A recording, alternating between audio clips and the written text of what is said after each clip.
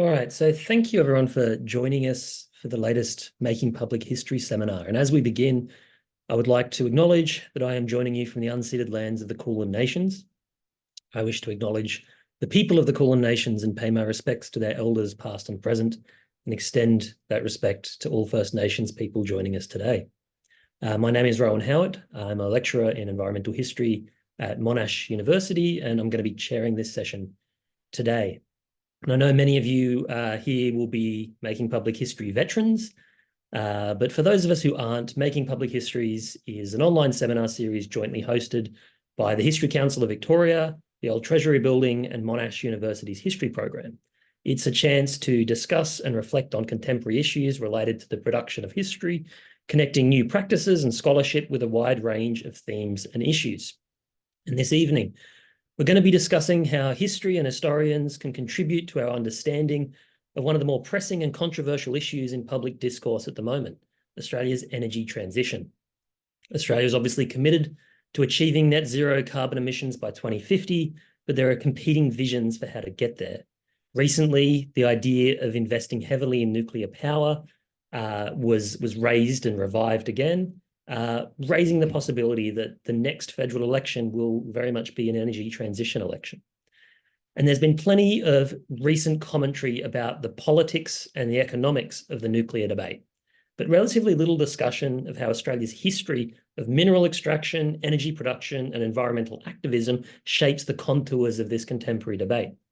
So this, I think, is an ideal time to bring together three of Australia's finest environmental historians to discuss Australia's contested and contentious energy transition.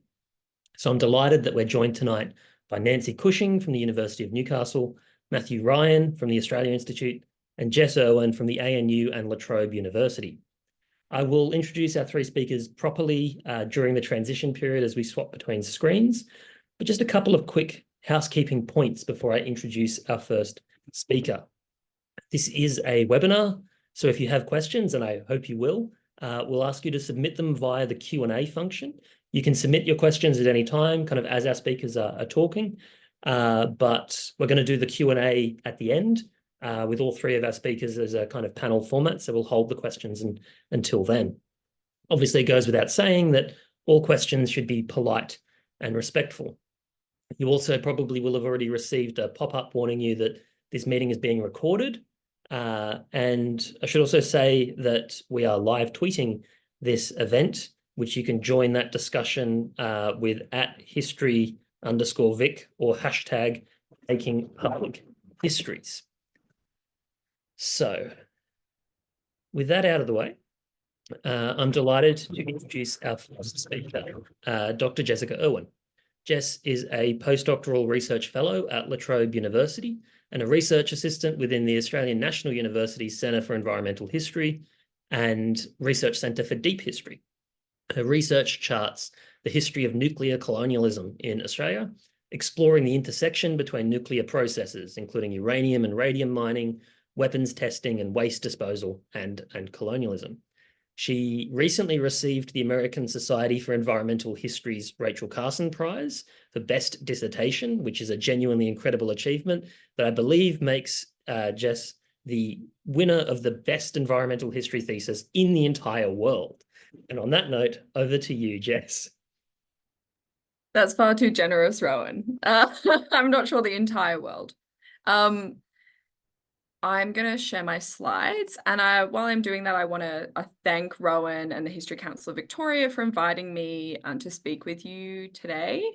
It's a great pleasure to be here, and I wanted to acknowledge that I am zooming in from the unceded lands of the Ngunnawal and Ngambri people, and I pay my respect to elders past and present.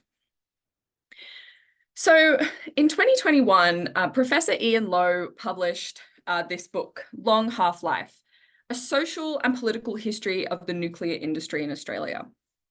And in its opening pages, he described his motivation for writing the book as partly coming from his desire to historicize what were then contemporary calls by specific organisations to revisit the idea and question of nuclear power in Australia, signalling what seemed to be a potential nuclear renaissance in Australia the organisation that he was speaking about, Future Directions International, called for a restart of discussions of the advantages of nuclear power. And since then, the debate has only become more acute. As many of you will be all too aware, since taking over as opposition leader in 2022, Peter Dutton has been relentless in his promotion of nuclear energy as a solution to Australia's future energy needs, as well as potential climate change goals. Over the past 2 years, he's expressed the view that Australia should join in on what has been referred to as the International Nuclear Energy Renaissance, advocating for the construction of a series of small modular reactors that last year David Littleproud then volunteered his electorate to test out. And while the coalition's vision of Australia's energy future being fueled by these small modular reactors was abandoned at the end of last year due to the rising costs of building and operating this technology, Dutton is still calling for what he refers to as a mature debate about nuclear power in Australia. Now, as a historian, it comes as little surprise that I believe that a mature debate of this nature requires historians to weigh in, and I'm certainly not the only one. Considering Australia's turbulent nuclear past in relation to nuclear energy, the exploitation and exportation of uranium, and nuclear waste disposal over the last half century or more, assists in shedding light on current debates about energy transition, and not least to nuclear power. And so over the next 10 minutes or so, I hope to sketch out briefly one past attempt to establish a nuclear power capability in Australia, namely John Gorton's hope to establish a power facility at Jervis Bay in the late 1960s and early 70s, before speculating on why, historically, such capabilities may have never come to fruition. Because whether today's nuclear debates really do herald the beginning of what could be Australia's transition to nuclear energy is vitally dependent on considering our past.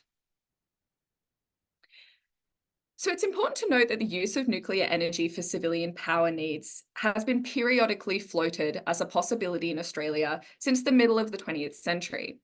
During the 50s and 60s, the British government struck numerous deals with the Australian government to obtain uranium for their own civilian nuclear power program. And in turn, various Australian governments expressed their desire to benefit from knowledge exchanges, including the receipt of reactors and the expertise needed to establish a potential nuclear power network across the country. I'm sure for many of you in the 1950s and 60s, names such as Mark Oliphant and Philip Baxter existed as kind of the human embodiments of the optimism that was tied to Australia's nuclear future, both militarily and for civilian energy. However, while in the 1950s, the secrecy surrounding a lot of nuclear technology and its close relationship to weapons pushed the issue of civilian energy to the background, by the end of the 60s, nuclear energy was being floated as a very real possibility for Australia. Now, the images you can see on the slide, as well as the snippets from archives, relate to the attempted establishment of a nuclear power facility at Jervis Bay, which was part of John Gorton's government's support of nuclear energy coming in to power in the late 1960s, early 70s. His government supported the establishment of a nuclear reactor at Jervis Bay, which was envisaged as what would be the first in a network of stations that would power New South Wales and beyond. Tenders were received from the US, the UK, Germany, and Canada, and I've looked at a lot of the documents in the National Archives in London, and as far as they're concerned, the British government believed their company was the purported frontrunner, and they really did hold really high hopes for the exchange on account of its envisaged economic contribution to both Australia and Britain's economies, and the ability to strengthen trade relations between the countries that would secure Australian uranium for Britain's nuclear energy program. In a National Press Club address in October 1969, Gorton explained his motivations for pursuing an independent nuclear power option for Australia, noting that we, Australia, would not want to be dependent on any country outside our own for the supply of fuel for a power plant that would be put in. Now, of course, we do have, as you would know, control and sufficient natural uranium, which would be effective in one kind of power plant, and this would be a nuclear plant. There was a very strong sense with John Gorton, as well as others such as Philip Baxter, that a nuclear power plant would bring Australia into the nuclear age. Accompanying British documents, which you can see some of them snippeted here, demonstrate the desperation with which the UK sought to succeed at tender. The British Treasurer expressing, quote, the importance we attach to exploring every opportunity there may be to promote the sale of a nuclear reactor to Australia, not least as, quote, the Jervis Bay contract represents a substantial export opportunity.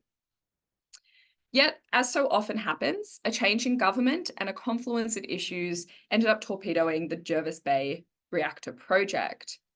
In 1971, Billy McMahon replaced Gorton as Prime Minister, and amidst economic strains, Treasury determined that nuclear energy was not economically viable in the early 1970s. The possibility of an Australian nuclear energy program was shelved, and reportage in The Australian from June of that year, 1971, explained that Mr. McMahon and senior cabinet ministers are reported to have been shocked at total cost estimates exceeding $200 million and judged it impractical in both political and economic terms for the time being. It's now believed that the project will not be revived in the life of the present Parliament. Estimates put the electricity that would have been produced by the reactor at double the price of coal-powered energy.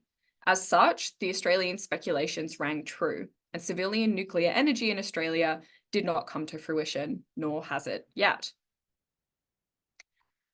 And I want to consider briefly why. And there are lots of potential explanations for why nuclear power has been a non-starter in Australia over the past 70 years, including historic and current economic constraints. And there's certainly not enough time or scope to cover them comprehensively here, but there are a few points that I want to discuss in the remainder of the time I have.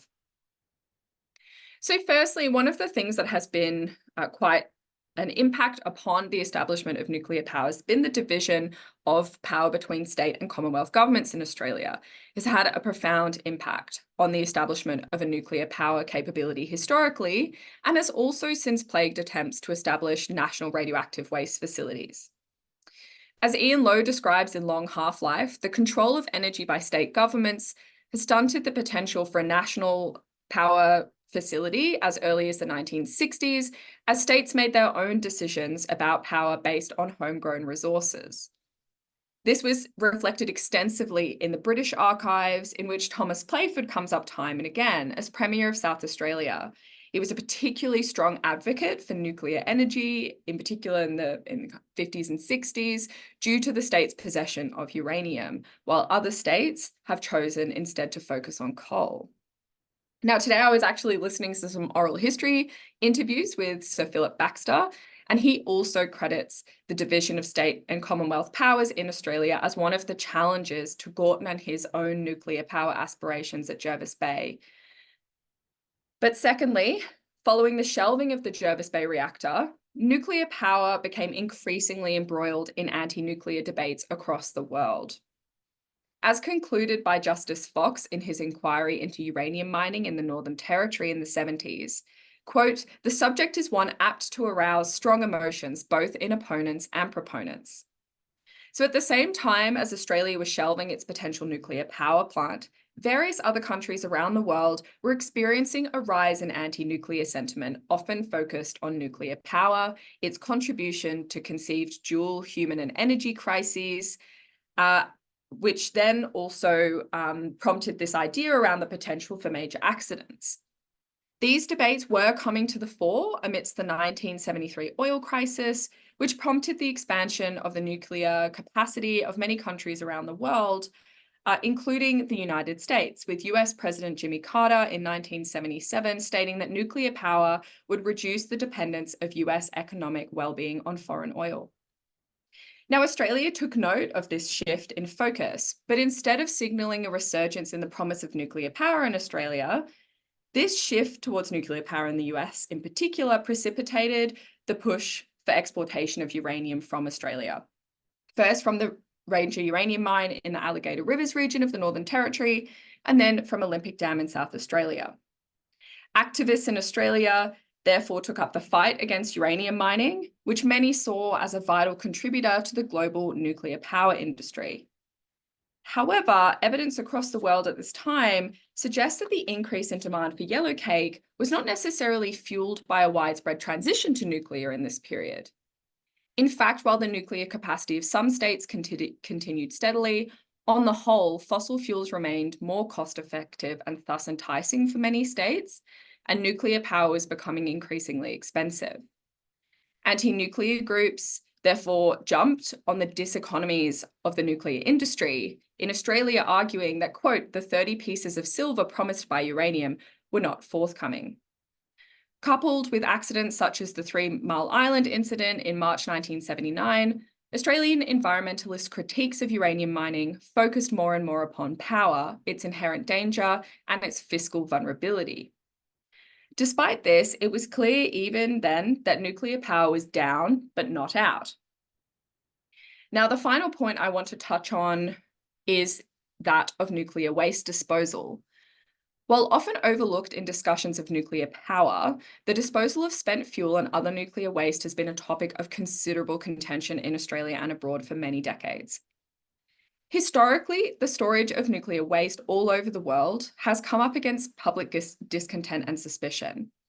Radioactive waste disposal is deeply rooted in images of fear and dread that have been present since the discovery of radioactivity and have become connected to images of nuclear weapons' destructive potential and the possibility of catastrophic nuclear accidents. And this has been no different in Australia, where multiple attempts over the decades to establish a national nuclear waste facility have been knocked back by the High Court and community groups for various reasons. And nuclear power has been plagued by similar public fears surrounding waste. The uncertainty that surrounds radioactivity hasn't just fueled public anxiety, however, it has also fueled discussions for the need for a national remedy to the risks posed by the decentralized handling of potentially dangerous radioactive materials. The desire for a national solution, as with early attempts to pursue power, have also come up against the state and Commonwealth divide in Australia. At present, Australia's nuclear waste is housed at over 100 sites across the country, some of them in populous areas, including hospitals, universities, mines, and at the Lucas Heights reactor in Sydney. And as with AUKUS and the deployment of nuclear submarines, the transition towards nuclear energy would undoubtedly complicate nuclear waste disposal in Australia. To date, Australian governments, coalition and Labor have been unable to secure widespread public support for a national storage or disposal facility for low to intermediate level radioactive waste, let alone the high level waste produced by a submarine or a reactor. So all of this is to say that in Australia, we have historically had and continue to be plagued by considerable contestation over nuclear issues. So much so that political scientists argued a few years ago, Ian Holland, he referred to Australia as a Janus-faced nuclear power, such that Australian governments oppose the development of domestic nuclear power, yet they promote uranium mining. Australian citizens have been the victims, unintentionally or otherwise, of nuclear weapons testing and have spawned powerful disarmament movements. However, their generally internationalist views about the nuclear fuel cycle and weapons proliferation are matched by a fierce parochial resistance to the siting of any nuclear facilities anywhere in their country, regardless of their purpose. So Australia's relationship to the nuclear processes have over time been in a constant state of flux, sometimes contradictory, often controversial, undoubtedly contested, and as we're experiencing currently, more often than not, highly political. Contestations are arguably deepening as we find ourselves in desperate need to transition away from fossil fuels. So today we are undoubtedly closer to needing to transition our energy away from fossil fuels if we want to take climate change seriously. But we still face the same issues we have in the past when it comes to nuclear energy. Is it fiscally feasible? Is it fiscally sensible, moreover? Will it or can it receive widespread public support, political support, state and federal support? Do we have the technological know-how, the expertise, the resources, and the will? And despite assurances that such considerations might be potentially future problems, the prospect is well worth considering in light of a potential nuclear renaissance. What Australia's history with nuclear energy, waste storage and disposal shows is that these aren't just future problems, but historic problems tied up in decades of baggage. Thank you.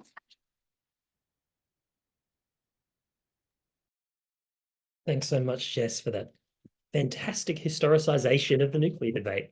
doing exactly what we needed, and I think we'll set up this really interesting discussion. So if that's stimulated your thoughts, make sure you start putting your questions into the Q&A. And so now it is my pleasure to introduce our second speaker of the night. Nancy Cushing is Associate Professor of History at the University of Newcastle on Awabakal and Worimi country. She is a prolific and influential environmental historian with research interests that range from coal mining to relations between humans and other animals. Her forthcoming book with Bloomsbury, which you should all keep an eye out for, is A New History of Australia in 15 Animals. But tonight she's going to be reflecting on some of her other research on coal. So over to you, Nancy. Thank you so much, Rowan. Lovely to be here. I'm coming to you from Darramaragal land in northern Sydney tonight, and I'm going to talk about memorialising coal. So thanks very much to the History Council of Victoria and to Rowan for the invitation to speak this evening. It's a very welcome opportunity to hear from Matt and Jess and to draw together some of the work that I've been doing over the past few years in several publications and several different projects. So in terms of my overall themes, I'll be addressing the culture of coal mining and one way in which care could be extended to those most closely associated with the coal industry to help manage the impacts of the energy transition. And I'll do this by focusing on how coal and coal mining have been memorialized and how these memorials could be revisited in the present and near future. So according to my researchers, the existing monuments to coal can be placed in 4 broad categories. And I know I said 3 in my abstract, but I've subdivided one of them. So they memorialize deaths in sudden disasters like cave-ins and explosions, miners as workers celebrating the dignity of labor in this most taxing of settings, those who advance the coal industry, and coal itself as a commodity. So each of these types is premised on an assumption that making coal available for burning was an inherently worthwhile enterprise, which justified the sacrifices associated with it. With coal and its combustion now being reimagined as a negative force, this hero of the Industrial Revolution is being recast as an enabler of climate change. So I ask the question, does this mean that coal mining is not any longer a suitable topic for memorialization or commemoration? Like statues of Cecil Rhodes, Edward Colston, William Crowther, or James Cook, perhaps coal memorials should also fall. And I did think so, and I have said so in the past, but now I'm not so sure. Instead, I wonder if other strategies advocated for some offending statues are more suited also in this case, things like reinterpretation, creative interventions, and yes, even more memorials. So to explain how I reached this position, let me take you through my typology of existing coal monuments. And here I'm drawing on research into coal mining memorials in 3 of the 7 major coal producing countries, the United States, South Africa, and Australia. And they reveal clear patterns amongst their thousands of coal memorials. So the first category, as I mentioned, is the largest, memorials to dead miners. Sudden loss of life is not an uncommon event in coal mining. It can come through accidents with equipment, through rock falls, collapses, fires, gas, and explosions. Underground mining in particular is inherently dangerous, and those dangers were often poorly managed as coal mine owners prioritized production over protection. When sudden disasters occurred, they caused trauma that went far beyond those killed to workmates who had to return to those same mines, to their families, friends, and the wider community. So the memorials that were constructed following these events provided a focus for mourning, especially for those whose bodies could not be recovered and therefore had no individual grave. Many retain their meaning over long periods of time because of smaller losses that occur between the bigger events, losses of health and well-being or jobs. They serve as an undertaking that the dead would be remembered and bear witness to the ever-present dangers and the need to do all that was possible to manage them.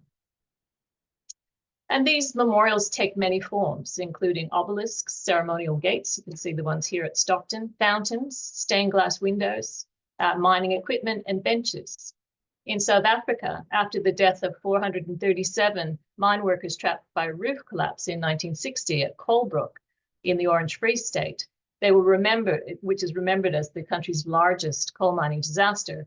It was first marked in 1996 with a memorial stone and coal cutting machine, and more recently by the local and national governments with an amphitheatre, inside which is a circle of stones engraved with the names of the lost miners. An overlapping category of memorials are those that affirm the coal miner as both a local hero and the embodiment of working class values with national and global significance. These almost always take the form, as this one does, of a figurative statue, a sturdy, hypermasculine figure in work clothes, carrying the tools of his trade. These memorials often have a nostalgic element, capturing not the coal miner of the time they were built, but one of an earlier period when the job was a battle of muscles against rock, of steely resolve against fatigue, darkness, heat, or cold.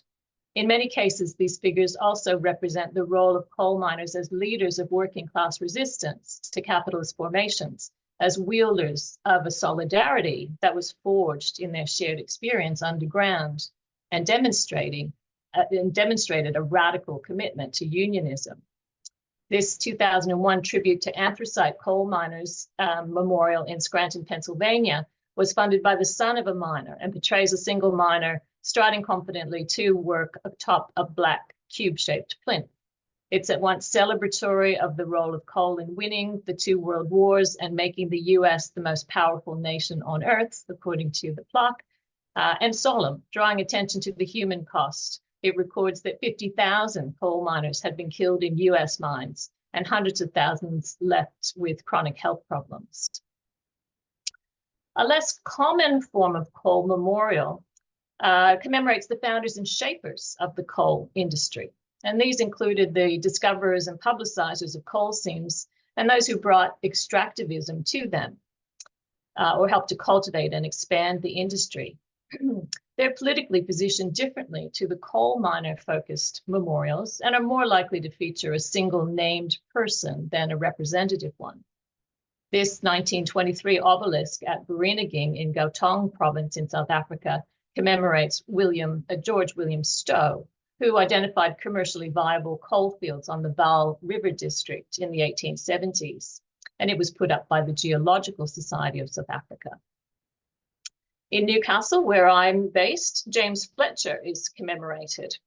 He was a coal miner in his youth, but was deemed to warrant a statue for his work in developing the industry in the city and the region. As a manager of coal mines, a mine owner, proprietor of the Newcastle Morning Herald and Miners Advocate newspaper, and as a politician. There's no coal dust on the smooth surface of his marble hands or in the folds of his bearded face. The final type of memorial is potentially the most simple, but also even less common. Again, the monument to coal that is coal. There's one in Baxter, Kentucky, where a column commissioned by the local Kiwanis Service Club in 1934 was constructed by recently arrived Italian stonemasons, and they used it. What you can see here are pieces of coal from 50 surrounding mines that have been constructed into this single column. And there are other blocks of coal set in public places with interpretive plaques and plaques on other substances that call attention to the coal beneath. There's also fake coal, as in Newcastle's coal monument, which is really the one that started me thinking about this whole topic in the first place. It now stands in the middle of a different small park, not far from the one that it's in this photo. It's been moved 3 times, with the ocean on one side and the mouth of the Coquelin or Hunter River on the other, where massive bulk carriers pass in orderly succession, coming in high and empty and going out a day later, laden with their cargoes of coal bound for the furnaces of Japan, China, Singapore, Taiwan, and beyond, carrying away 136 million tons of coal in 2022. For all of the talk of energy transition, that was 13% down on 2021, not because of any curtailing of production, but because of flooding and weather events that disrupted the supply chain, issues only predicted to become more common with climate change. I guess I was drawn to this coal monument partly because it is so ungainly, an imitation block of coal crafted from black marble held aloft on a sandstone base. It was the best that Newcastle could manage back in 1909, when the council decided to mark the jubilee of the local government with a monument to coal on the basis that Newcastle was Newcastle because of its coal mines. They went looking for monetary support, and many individuals were willing to make small contributions, but not many of the coal mining companies. The foundation stone was laid with great ceremony in front of a crowd of 12,000 in 1909. And it was at a time when the industry was actually stalling in the city. Coal mines were closing, activity was moving to the South Maitland coal fields around Cessnock, and demand for coal was stagnant. This was in a lull before the then unforeseen establishment of BHP Steelworks just 60 years later. But the coal monument insisted that coal was king, coal was Newcastle. The mineral mattered more than the men, and the capital was more important than the labor. It placed simulated coal literally on a pedestal. I think the rarity of this type of monument signals that while coal obviously lies at the center of coal mining, it's generally not at the center of sentiment surrounding the industry. The black diamond is not the sparkling white diamond. It's not marble. It's not the gold that people come to love in and of itself. It tends to remain a means to an end of earning a living, heating a home, moving a train, driving a steam turbine. Even the use of marble rather than coal in Newcastle's monument to coal hints at a distancing from this dirty and unstable mineral. So what does it all mean for our topic of energy transitions? When energy transitions occur, historians like Václav Smil and On Barak have shown us that they are uncertain in their trajectories. They take time and they're partial, with some sectors or regions charging ahead and others lagging behind. In the forthcoming book, Colonial Extraction and Industrial Steam Power, edited by Liz Connor, that Matt and I have both contributed to, Peter Davies and Susan Lawrence for Victoria examine how wood remained a fuel of choice for many purposes, even as Australia underwent a transition to coal in the 19th century. But no matter how uncertain the course of the transition, it's particularly felt by those whose regional community and family identities were caught up with coal. What to others may be an annoyance or a challenge to be embraced, to them is an existential threat that reaches into their past and looms over their children's future. Whether part of chains of fathers and sons going down the mines for generations, extending back to the north of England or to Wales, or men and women who've been drawn into the industry in its more recent open cut phase, the feeling of impending loss and the response often expressed is a socially sanctioned anger directed at politicians, greenies, urbanites, and the occasional historian, me. Other emotions underlie the anger, and prominent amongst them is grief. Leslie Head, drawing on scholars including Glenn Albrecht of the Hunter Valley and Tom Van Duren, argued in 2015 that in order to survive and prosper in the Anthropocene, we need to acknowledge that a sense of grief for the future, with losses of species, ecosystems, and whole places, and that this will be ubiquitous. The coal miners' grief at no longer being able to fuel climate change may seem to be at cross purposes with this other greater grief, but I think they can be reconciled. No one has a monopoly on grief in the Anthropocene. And just as other forms of memorials to loss are beginning to appear to newly extinct species, for example, so this period could bring attention to existing coal mining memorials and inspire more. Along with the many other programs to ensure a just transition, memorialization could again be used, as it has been in the past, to help coal mining people through a difficult period. This time it's not a sudden disaster, but one that's been a long time coming. I've written before about the possibility of using counter memorials or anti-memorials in this way. These are temporary memorials that are not designed to be lasting. And again, I'm kind of rethinking that. So I had come up with an idea that you could have a memorial to coal that was made of coal that would disappear over time because it's friable, and the particles would fall into the adjoining soil and go back into the ground where people say it should remain. I developed this whole idea and then realized that other people had it already. So here's a lovely sketch of it by Tom Colebrook. And I think there's certainly room for such critiques, and I've been involved in some of them in a project about using digital means to re-envision statues. So I've got my little mini James Fletcher statue that I can carry with me, and we use that in a project to recontextualize that statue and to see if we could do things to reimagine it that didn't actually impinge on the material being of the statue. So I think there's a place for that, but I think there's also room for a more empathetic approach, grounded in the familiar and the time-proven approach through co-design principles, so they provide the greatest solace.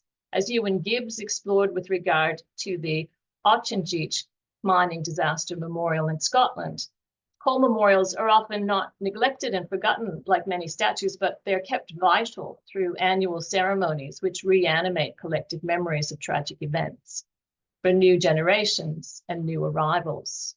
Whether mining has ceased or continues, existing memorials provide a physical anchor for community identity. Without belittling the tragedy of sudden explosions or collapses, revisiting memorials can be done in a way that frames these events not as discrete disasters, but as moments of concentrated violence which punctuate a slowly unfolding disaster on a larger scale. Using the dialogic approach in which words, images, or elements are added to existing monuments, coal mining memorials could be reframed to tell new stories for the Anthropocene that honor coal miners of the past, provide a focus for grief in the present, but also move coal mining into the past to open up new possibilities for the future. Thank you.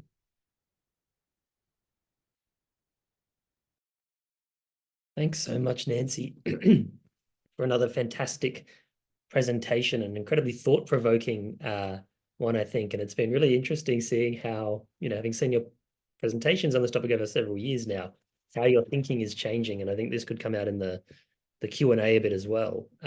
So our third and final speaker for tonight is Dr. Matthew Ryan.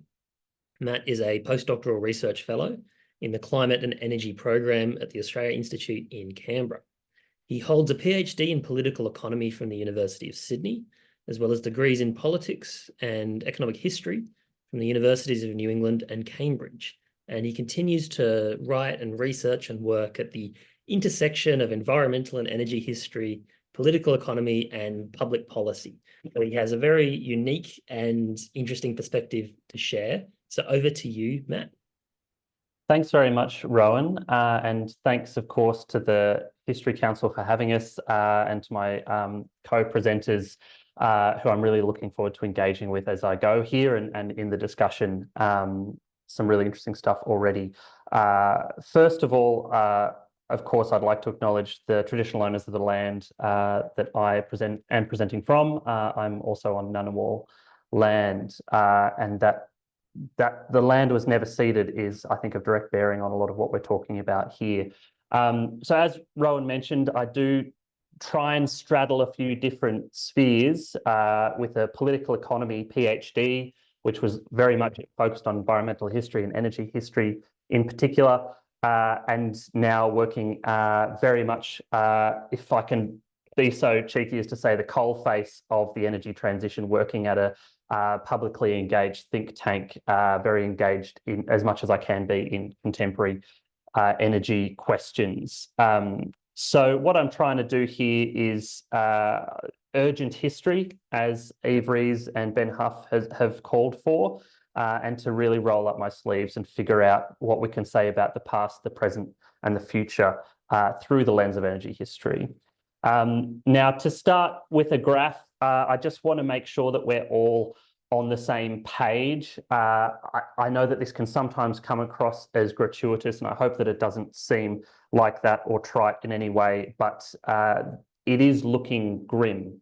I look at this graph basically every day, and this is a screenshot of the most up-to-date data that I could get my hands on this morning. Here we have the sea surface temperature anomaly graph for the whole world, and that you can see that the second bolded dotted line from the bottom there is the mean just from the 1980s through to the 2010s for sea surface temperature, and a pretty stark and terrifying disjuncture from that even recent norm. So I think that as we talk about energy history and energy future, we need to think through not only how we're shaping the climate, but how the climate is going to shape the politics and the social history of energy moving forward. To give just a few more details on that, you know, it's astonishing how quickly the science is updating in terms of how little carbon budget remains, allowable emissions to stay below certain thresholds of warming. And despite that, policy really struggles to keep up to date with those updates as they come in. The most recent numbers I've seen is that we have a global budget of about 150 gigatons of carbon, which is about 3 years at current levels of emissions, to stay below 1.5 degrees. More than that, most plans for net zero are really unspecified. I don't say that as an argument against doing everything we can to achieve those goals, but to say that a lot of the detail is yet to be worked through, especially in terms of residual emissions. What emissions are left over that we need to somehow balance out through this concept of net zero. And there's a great recent blog post on The Conversation by Ruth Morgan about the history of that particular concept. So what role for history, or maybe asking that slightly differently, what happens when a historian looks at the past, present, and future of energy from this vantage point? So I'm starting here with a quote from a brilliant book by Bonwy and Frizeau, The Shock of the Anthropocene, to emphasize that we need to think about energy as a social relation, and energy regimes as being shaped by products of our broader social, maybe possibly socio-ecological relations. So to commit the sin of reading off my slide, here we have a quote from them saying, "The history of energy was not written in advance. Its transitions and additions follow neither an internal logic of technological progress, nor a logic of scarcity and substitution, nor even a logic that was simply economic." And I would nuance that final point by saying perhaps we can't understand it simply through price, but I think we can think it through in terms of economic relations. And what I mean by that is that if we are saying that energy is a history of social relations, for me, from my background in political economy and economic history, environmental history, we're fundamentally talking about the socio-ecological relations of capitalism that are shaping the way that we engage with energy. And I look forward further on to tying that in to the example of contemporary debates around nuclear and what that might mean. But to keep sketching this history and to move through the history and the theory towards the present, here I've pulled together just two examples from a global history of energy regimes and energy transitions. These are Fossil Capital by Andreas Malm and Carbon Democracy by Timothy Mitchell. We could easily do a whole session on the broader literature around these books and other debates relating to them. But to make the central points that they make, I think that they show what I mean by social relations. Malm's argument is that the origin of coal mining in the British Isles wasn't because coal was necessarily the most obvious, efficient technology to pivot to after the previous organic energy regime, combining water power, human power, animal power, gravity power, these kinds of things, and even combustion to a lesser extent through timber.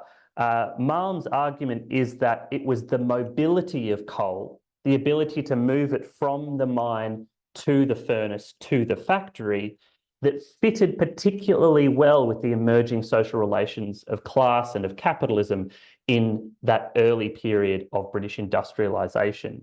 That even there's evidence to suggest that water power was technically more efficient and more efficient in terms of price, but that spatial fixity of the water flow through the landscape was what the capitalists simply could not abide. Mitchell's argument follows on from this story that Malm paints, and Mitchell tells the story of the pivot to oil from predominantly coal. And in those early chapters, when Mitchell is discussing a more mature coal political economy or socio-ecological regime of coal, what Mitchell finds is that although that coal had fitted the social relations of emerging capitalism relatively well in that early industrial period, eventually the bottlenecks of moving the coal along the rail tracks from the mine to the city created bottlenecks that could become choke points through the agency of labour. And so to overcome that particular, and Mitchell's argument is essentially that many of the concessions given to the working class in Britain in that period came through especially the agency of energy workers. Now, Mitchell argues that that was needed to be overcome by the capitalist, and the emergence of the oil economy provided a way to do that. Oil is even more mobile. Oil is even more globally distributed, more transportable. And once we look globally at where we can find that oil, it plays out through an uneven landscape of post-colonialism and empire, where that energy can be got much more cheaply and easily than coal, even though the coal might be closer to the site of use. So through those two examples, we might see a bit of meat on the bones of the idea that energy is a function of this, or is related to and produced by the social relations that predominate. And the other point that we might make in passing, which was also touched on by Bonwy and Frizeau, and also Nancy touched on this as well, particularly by pointing to Vaclav Smil, that we also need to understand this process as not linear, not from one to the next, not some kind of linear teleological process or process of economic efficiency, but rather fits and starts an unevenness and often energy addition as well as rather than transition. So from that global history, let me move to Australia. And I'm going to be pretty broad brush here, and I'm sure that Nancy will be cringing at points, but I'm going to try and tell a history of Australian capitalism through this lens of energy history, to try and make sure that when we talk about the energy history of today and the energy history of tomorrow, that we know where we've come from and where we stand. The first point I would make is that for those of us who are historians, I think that surprisingly and perhaps counterintuitively, energy is an underexplored element of the history of Australian capitalism. Now, that's not to say that there aren't excellent histories out there of coal mining, of other organic energy regimes, of the development of an export industry of coal, etc. But rather that we've been poor at thinking through theoretically and politically how those particular processes relate to the broader regime of accumulation. Which is putting me towards that structural camp, but I think that it's a useful vantage point, particularly when we're dealing with such immediate political questions today.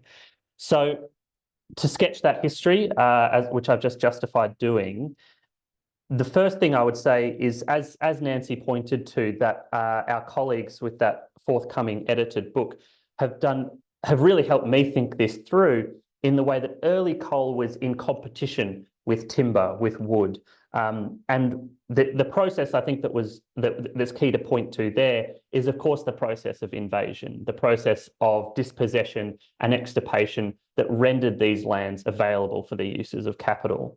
And a part of that involved enormous amounts of clearing of timber.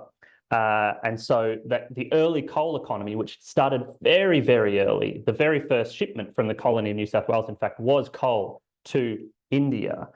That coal was in competition with timber, and that fluctuated through the 19th century. There were points where coal was more competitive or less competitive vis-a-vis wood, which was often a function of the labour market within the colonial economy. When depressions hit, usually as a result of things going on in the London financial markets, that glut of extra labour going out and chopping wood, becoming timber getters, makes coal less important.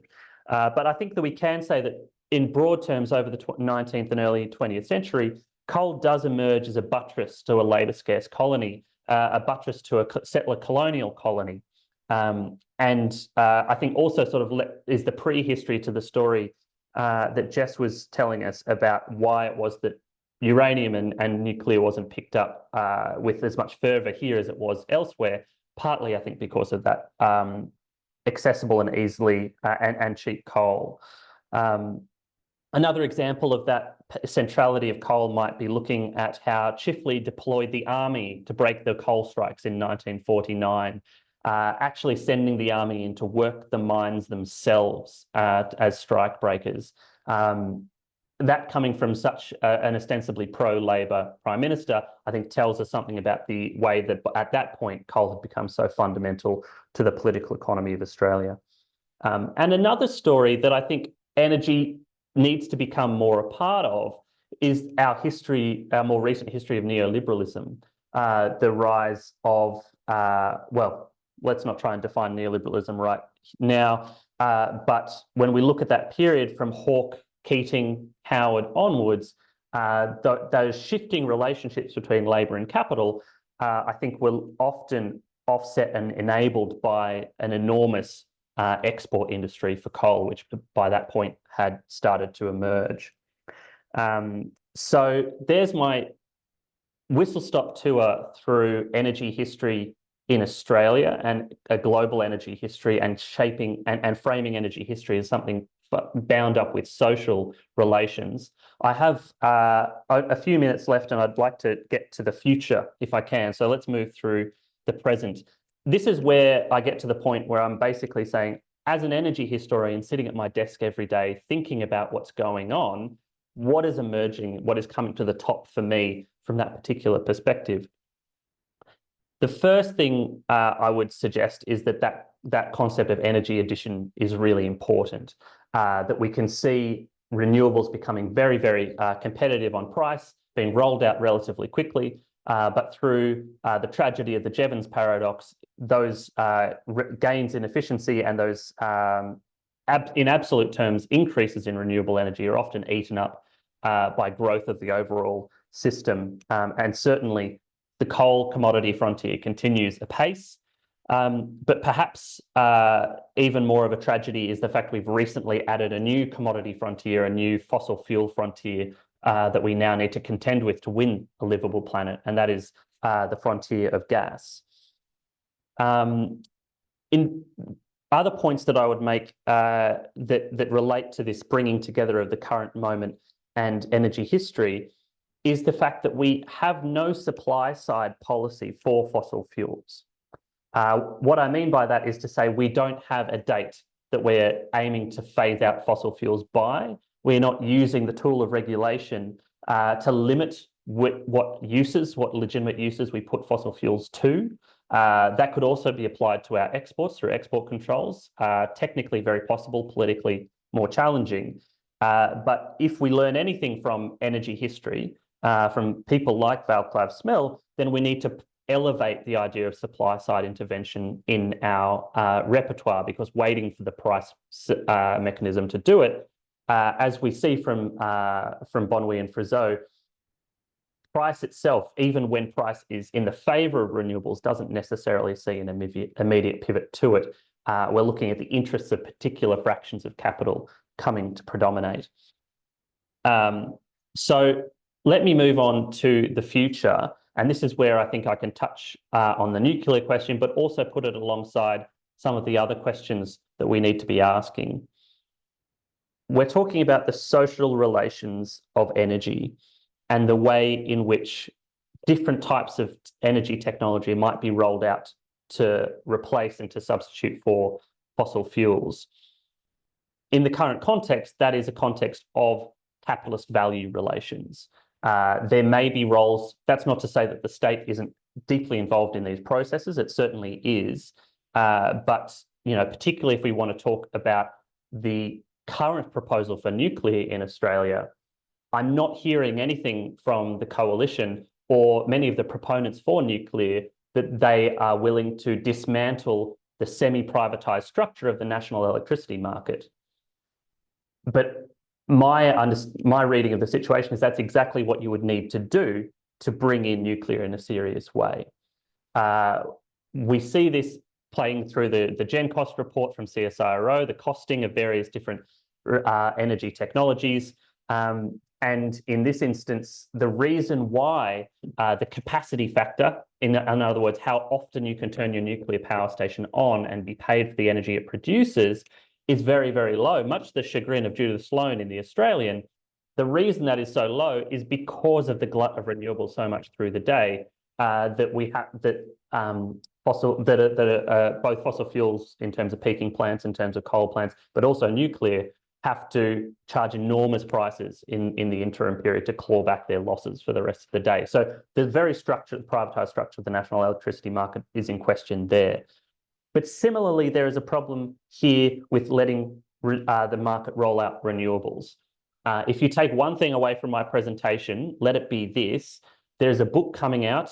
In fact, it might even be out in the next couple of days by a British economic geographer. His name's Brett Christophers, and the book is called The Price is Wrong.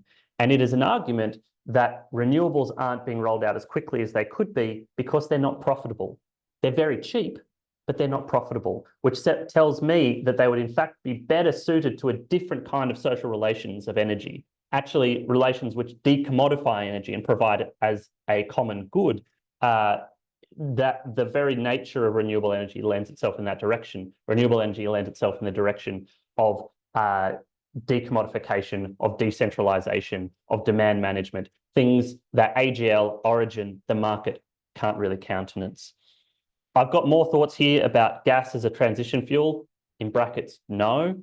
Another area that I've been working quite a lot on recently is the future of hydrogen, the political economy of hydrogen, and whether that is the panacea some people hope it to be. There are big questions there about geopolitics, about land use, about inefficiency, and we can get into that if anyone has any particular questions for me. I don't want to use all of my time.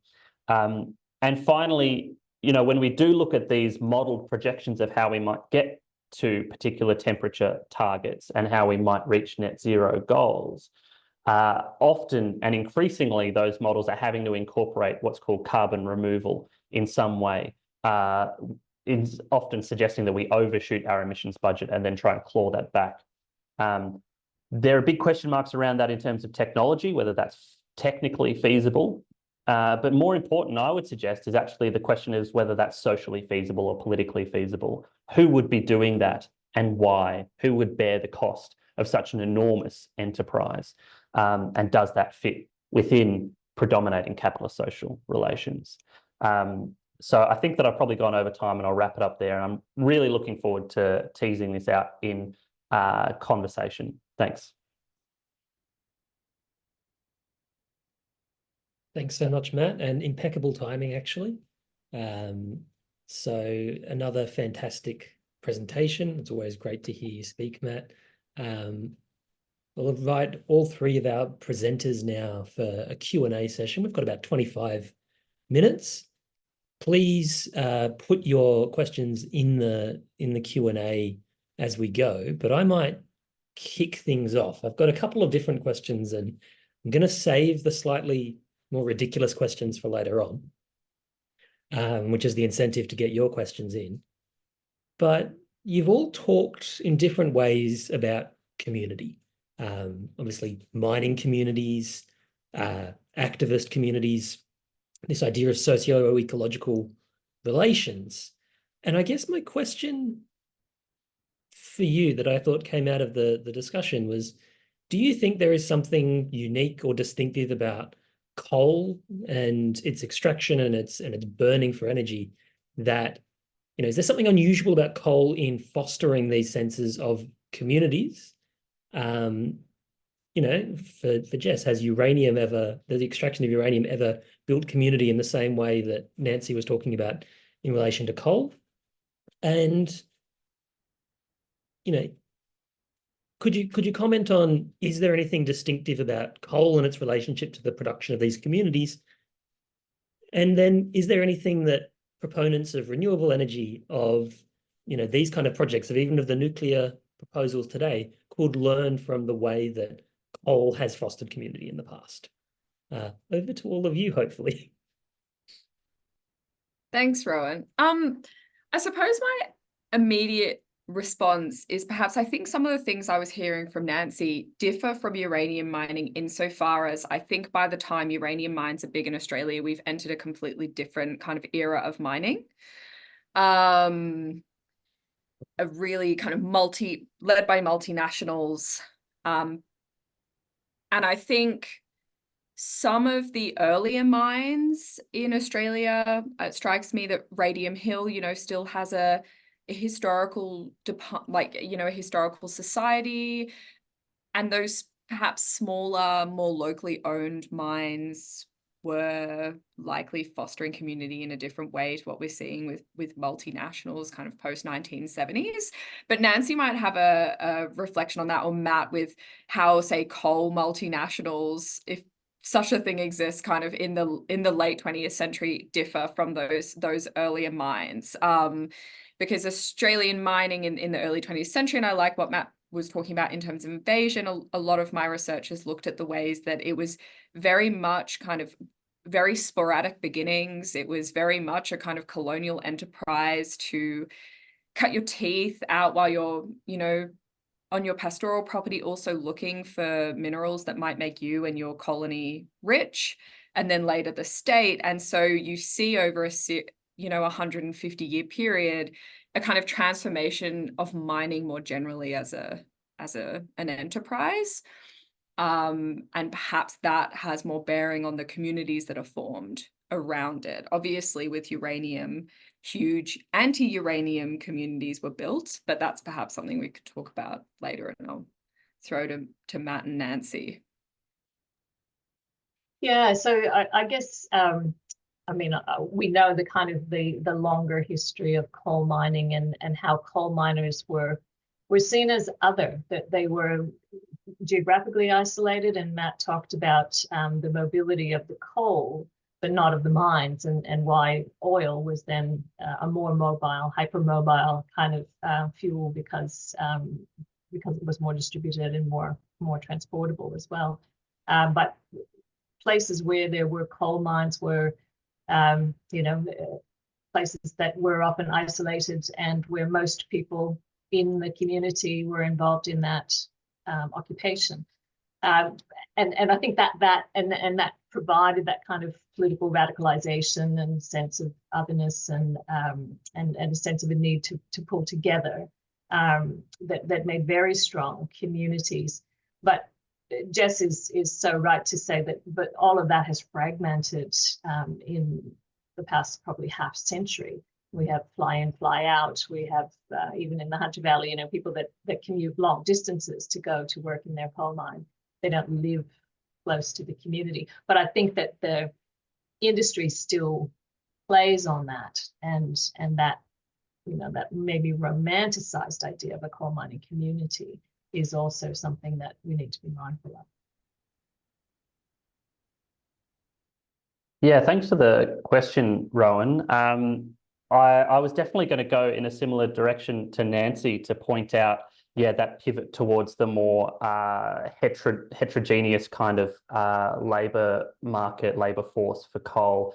I grew up in regional New South Wales, went to a public school. When I was finishing school, a lot of my friends were talking about going to the mines, and some of them did.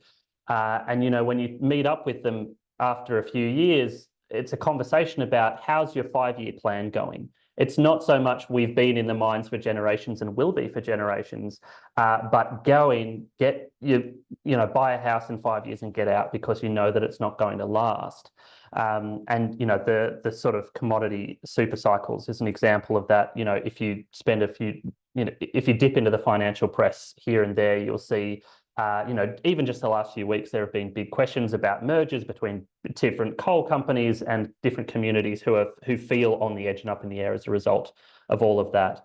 But I would also come to that point about the myth of coal, and it's not just in the sense that it has returns to workers in that way, but Australia is definitely convinced by the idea, the mythology, that we benefit from having such an enormous fossil fuel export industry, to the extent where as a Canberran, of course, whenever I'm at the pub, I have to have conversations with public servants.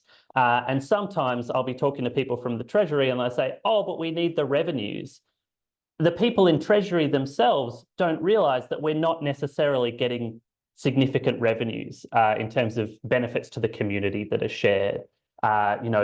Royalties on coal make up 2% of the New South Wales budget. Royalties on gas in WA make up 1.5% of their budget. And announcements from some of my, actually research out of the Australian Institute by some of my colleagues announced just this morning that more than 50% of our natural gas is given to multinational corporations with no royalties paid whatsoever, let alone the questions about corporate tax and resource rent tax and that kind of thing.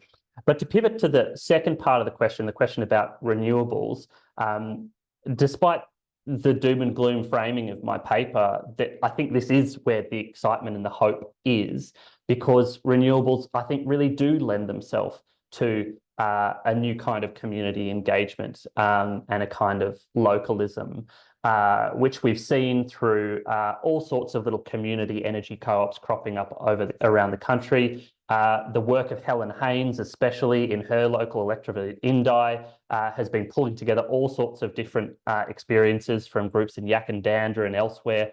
And this is what I was getting at when I was talking about the fact that renewables lend themselves to being decommodified. They lend themselves to being communal. And, if any of the people zooming in have read or dipped into work by Saul Griffith, he's got a quarterly essay which touches on this kind of stuff, which is, I think, really exciting on the one hand, in that he paints a picture of how we can, with the technology available today, essentially have free energy. What household wouldn't say yes to having that extra $4,000, $5,000 in their pocket every year? But the point where I would go further than Saul or be more explicit than him is to say that we don't win that easily, that this is a fight, this is contested, and that there are interests that are setting themselves up against that. AGL made $1.5 billion in profit last year. So did Origin Energy. They're not going to give that up easily. And they're just the domestic players. The export question is even more challenging. Yeah, a little bit of hope, but also some sobering questions there in terms of how this plays through social relations and essentially class struggle. Amazing. Thank you all for your very thoughtful answers. And I think there's a really interesting, the way that community is mobilized in a lot of the contemporary debates around whether it's nuclear sites or whatever should be located. I think having this kind of more historically rich understanding of the construction of energy communities is a really valuable thing, and to look at the way that it's related to the modes of production of these energy sources is incredibly useful.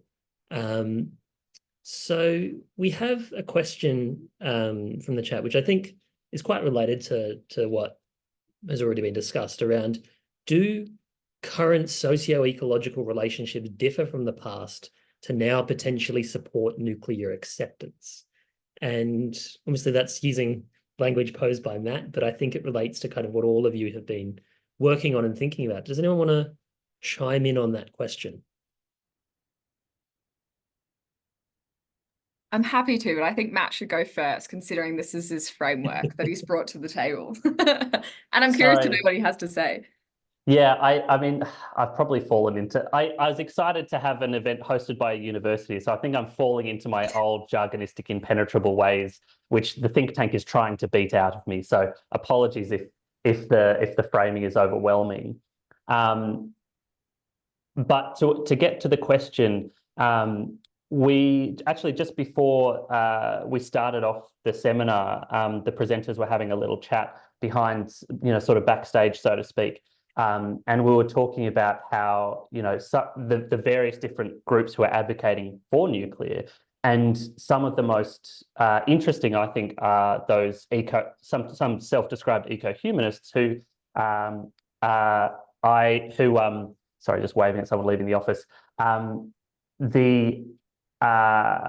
They're recognizing climate change. They're not using it as a delay tactic, or because I think we can say that probably a lot of the stuff coming out of the coalition is pretty cynical delay tactics, but there are people who are, eco-modernists, left critical thinkers who are arguing that there is a role for nuclear.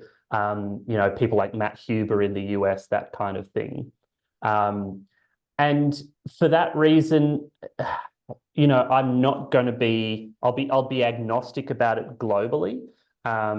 If there is, there is absolutely evidence that Japan is reducing its gas demand because it's turning nuclear power back on. I'm going to leave that question in the too hard basket. Maybe Jess can tackle that. But what I would say is, in Australia, it just comes back to the time question. It's simply too slow, and people often, whenever they're having this conversation, they don't have that graph up on the screen talking about sea surface temperature anomalies right now. We really need to be. This is why, as well, why I focus on what is a capitalist energy regime, and what are the problems with that face us now. We need to be turning off gas demand. But if you're a gas company, you don't want your gas demand turned off. So we need to be able to make those decisions democratically and rationally. And similarly with nuclear, there may be a case for it. I'm relatively agnostic, but I think in the Australian context, it's simply too slow. Well, and this is why I threw you in there, Matt, because I was hoping you'd say all these things so that I wouldn't be the kind of lone voice. Yeah, I think in terms of those socio ecological relations, I think if the time wasn't the dawn of the nuclear age, I don't think the time is now. I think if Matt's talking about, say, and I say dawn of the nuclear age in scare quotes because I don't love that periodization, but this idea that at a time where Jervis Bay was being floated, nuclear was the new kid on the block. It was the new exciting technology that was genuinely going to catapult countries into the future, really, is how people were thinking about it. And essentially the economics got in the way.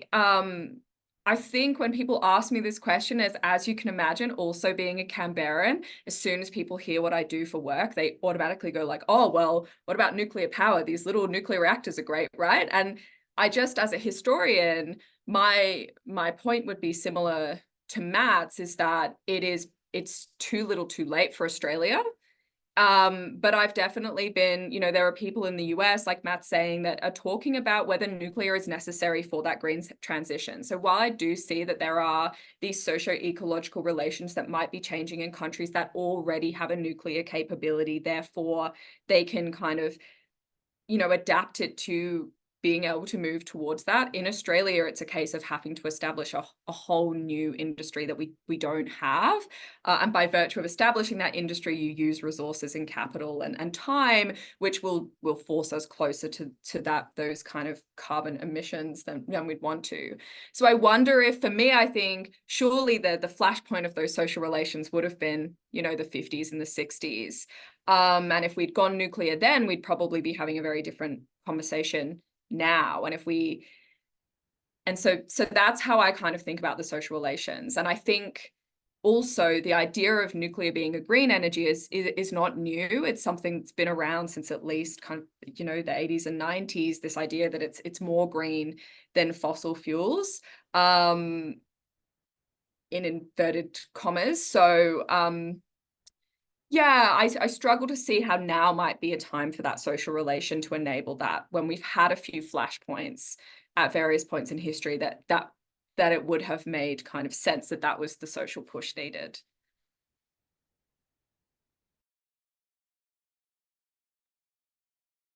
Thank you for your answers on that. I'm going to kind of push the conversation along because we've got some really interesting questions coming in. And there is a question about that says they're thinking particularly of Russian aggression in Ukraine as the context for this question, that the conversation about energy transition / use manufacturing industry seems incomplete if we don't factor in violence. And is anyone researching or doing work to extend the conversations you're having? I don't think there's a better lineup of people to comment on this, given the work you've all done on, energy history in Australia and colonial violence, nuclear colonialism, and Nancy is probably uniquely situated as a historian working in a department that is both one of the leading centres for environmental history and the history of violence in a coal city. So I'll open it up to the floor if anyone would like to comment on this idea of violence and energy transitions? Possibly just with recommendations of people who are doing this kind of work as well as part of the question. I can start us off. I think there was just we're all a bit too polite there. But the person who immediately comes to mind, particularly in terms of thinking this through in the history of the 20th century and into the 21st, is Professor of Political Economy at Cambridge, Helen Thompson. She's got a book out, actually I think just last year, called Disorder, which is a bit of a recent global political economy mixed with energy history, and it does actually really put geopolitical struggle at the centre of this story. And certainly there's a lot of that in the Tim Mitchell as well, when we're looking at those questions of empire and when and where the coal question, the oil question comes up. I mean, even looking at current border tensions between Guyana and Venezuela, where Guyana recently has had some pretty big oil discoveries. They've opened the door to Western multinationals. They're significant finds because of the quality of the oil. And essentially, Venezuelan troops massing on the border, a lot of tension there. And that is entirely related to basically the US energy system and the fact that their explosion of shale oil in the last decade or so has rendered some energy problems solved, but others heightened. Particularly access to things like diesel becomes a problem. So yeah, I would suggest either listen to Helen on a podcast or grab Disorder, have a think about that. And Tim Mitchell looking back at the 20th century and into the late 19th as well. And I could say some stuff here about Australia and violence, but I think maybe Nancy's best place for that. Yeah, thank you for your confidence. I'm not sure that I have that much to say about bringing these things together.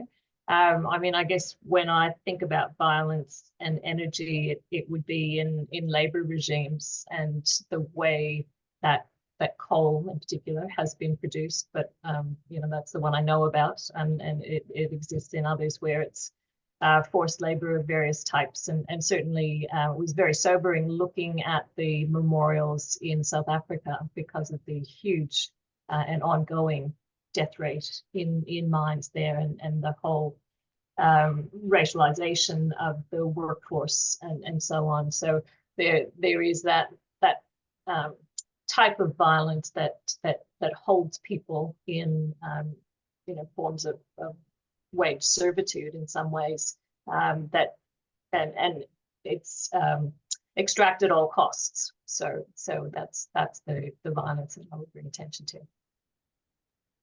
I think it's a great question and is one you can't get away from with nuclear.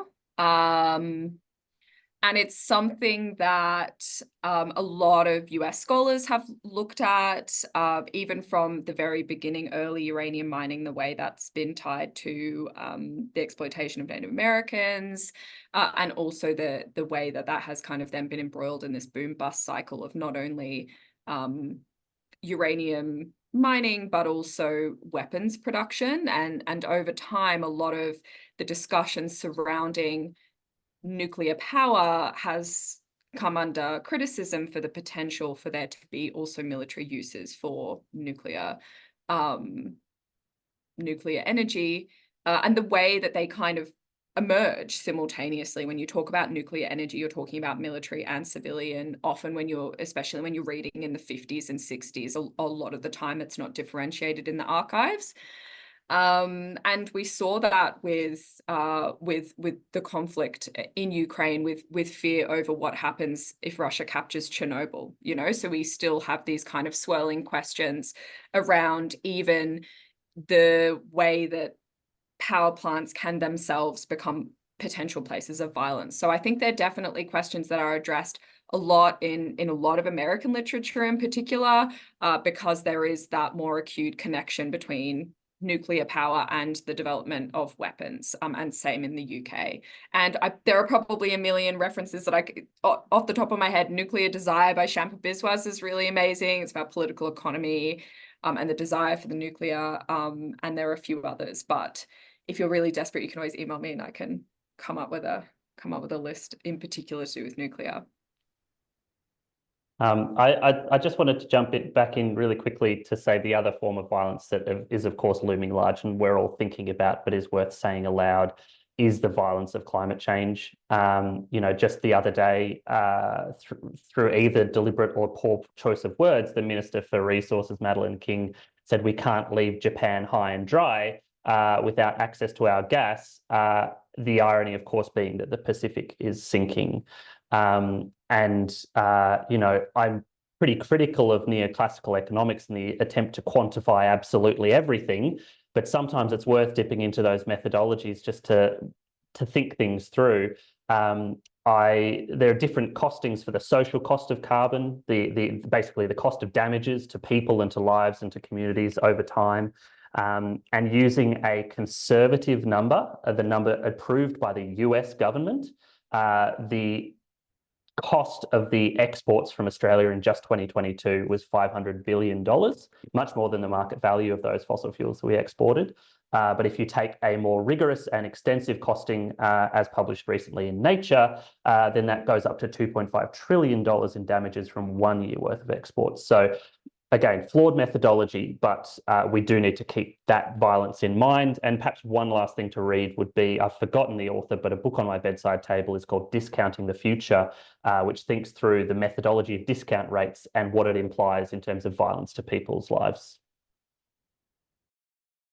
Thank you all. I think this has been a really interesting discussion, and we've got time for, I think, a brief final thought. And so what I want to ask you is, if you could get the people involved in the current energy transition debate, the politicians, the energy company leaders, the media commentators, if you could get them to read one work of history, a book, an article, anything at all, to get them to think about this debate in historical terms, what would you recommend?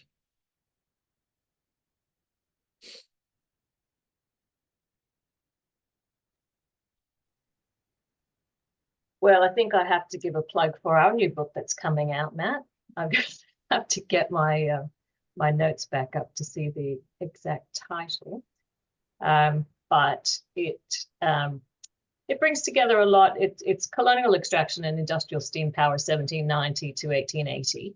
I really think it is an important piece of work because it does try to take us back to a time when a transition to coal was not inevitable. And I think that's just such a healthy reminder that, if we really want this, we really have to do it. It's not just going to happen, as Matt's been saying, through some sort of technological, logical, teleological, inevitability. It's all up in the air, and we have to really be clear about what we're doing and really take the measures that are required to make the necessary transition. I've plugged a few books, and definitely they'd be on the short list. Andreas Malm's Fossil Capital, Carbon Democracy, Timothy Mitchell. Certainly, they were books that got me started on this trajectory. I was a little political economy student who hadn't looked much past the 80s in terms of looking back, and that made me realize that I needed to look at these questions. But if I was to add one more book onto my sort of short list, and certainly for those who have been listening along, who have been perplexed by my constant referencing of socio-ecological relations, there's a great book called The History of the World in 7 Cheap Things by Raj Patel and Jason Moore. And that situates cheap energy, which is absolutely a feature of capitalist relations, alongside violence, alongside cheap lives, alongside cheap food, and helps to understand that although capitalism has arrived at fossil fuels, as Nancy says, that wasn't certain, and certainly I wouldn't define capitalism as just fossil fuels either. So we do need to think about how those kinds of relations play through alternative energy regimes as well. So I just had to go to my notebook to find, I was recently in the US, and there's this fabulous new book been written by a Dene scholar, Andrew Curley, on carbon sovereignty. It's a really great book that kind of looks at the way that Indigenous people have had to navigate settler colonialism and capitalism and the growth of the fossil fuel economy in particular now, and the way that communities become enmeshed in this capitalist regime, that then when we move to energy transition, what happens? The event is sponsored by Monash Publishing. And so Ian Lowe's book, Long Half-Life, Ian Lowe's someone who has worked in this area for a very long time, and Peter Dutton could do with reading this book, as he could one day reading my forthcoming book on nuclear colonialism in Australia, because I think this book in particular gives a really kind of comprehensive case for thinking through why perhaps the boat has sailed on nuclear in Australia, and perhaps where we can be putting our energy differently. Brilliant answers, all of you. And I think also some excellent forthcoming books to keep an eye out for. We'll have to recruit them for the other History Council of Victoria series on books and authors. So I'm just going to share screen finally to finish off.